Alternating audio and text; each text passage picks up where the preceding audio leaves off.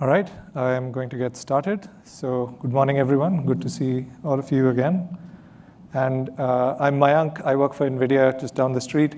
And on behalf of my colleagues from the ONNX Steering Committee, I'm happy to provide this update this year. So on the agenda, I'm going to talk a little bit about ONNX, a brief introduction, and the open governance model of ONNX. I'll also cover the state of the state for ONNX, and then talk a little bit about companies and tool chains that support ONNX. I'll give a brief overview of the latest ONNX release, and then I'll end with a few words on what we're calling ONNX 2.0, and also talk about getting involved with ONNX. So just a quick disclaimer that all Meetup presentations are recorded and will be made available publicly afterwards.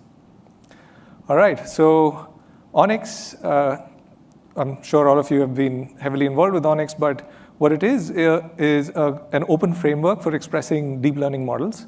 And it defines a set of operators that form the building blocks of deep learning models, and also a file format that enables AI developers to use their models with a variety of frameworks and a variety of devices and runtimes, compilers, and tools. So the key benefits that ONNX provides is the interoperability. It lets developers develop in the framework of their choice and export those models out to ONNX. And then most hardware vendors, they ship runtimes and compilers that allow these ONNX models to run on those different hardware devices. Next, I'm going to talk a little bit about ONNX governance. So ONNX really is an open community project, and the steering committee is responsible for the overall direction of ONNX. And the folks listed are the steering committee members for this year. Do note that everyone working on ONNX, on the steering committees and the special interest groups and the working groups, everyone is a volunteer. So ONNX is completely volunteer-driven. Now, besides the steering committee, the real technical work of ONNX happens in the SIGs, or the special interest groups. The currently active SIGs are listed here, and they meet at a fixed cadence quite frequently.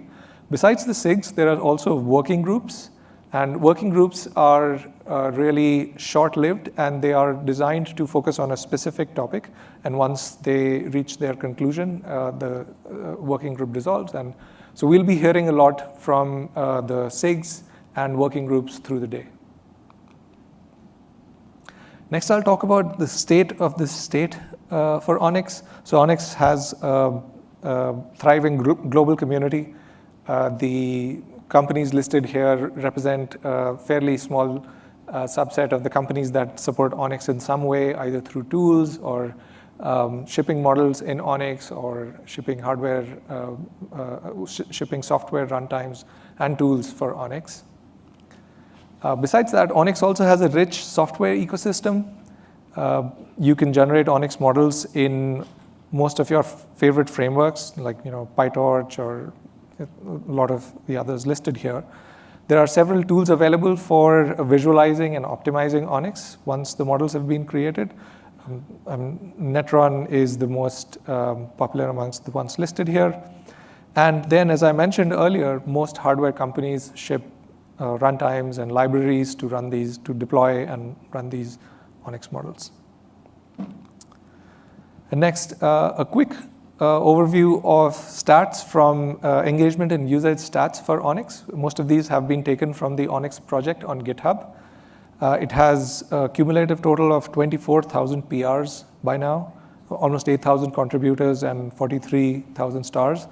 And there's a few other interesting statistics listed here. I'll also note that it is currently running at about 7 million monthly downloads. So that gives you an idea of how popular ONNX is still. I'll quickly touch upon the latest ONNX release. And before I do, all of these releases are community-driven, so thank you all for your countless hours of work in getting these releases out. The link here gets to the release notes for the latest release. The salient updates in ONNX 1.18 were a few updated and new operators like attention, RMS norm, rotary embedding, squeeze, transpose, unsqueeze, and there were a lot more. You can find them on the release notes. New FV4 data type was introduced, FV4 E2M1. The offset version was bumped to 23, IR version was bumped to 11. It now supports Python 3.13, and Python 3.8 support was removed. And also now we are shipping wheels for Windows ARM64. And then something that you'll probably hear frequently today will be ONNX 2.0. And what we're trying to decide is, what is ONNX's role in the age of Gen AI? And what does ONNX need to, what changes need to happen in ONNX for it to support Gen AI even better? And this could be new operators and runtime functionalities, could be features like weight sharing, protobuf updates, new data types. And there's a lot, several possibilities on what that could be. And we're really looking for feedback from the community to decide what the soul of ONNX 2.0, version 2.0 should be, so that we can use the cross-platform strengths and deployment strengths of ONNX to address the new Gen AI workloads, which come with their own specific challenges. And through the day, we have discussions, work group updates, and SIG updates, and panel talks on this topic. So please stay engaged and continue your contributions. I've listed some links to the website to get to know more about ONNX and to get involved. I've listed the website, the GitHub, Slack, etc. And finally, before I end, I would, on behalf of the steering committee and pretty much everyone involved in ONNX, I would like to say a big thank you to Prashant.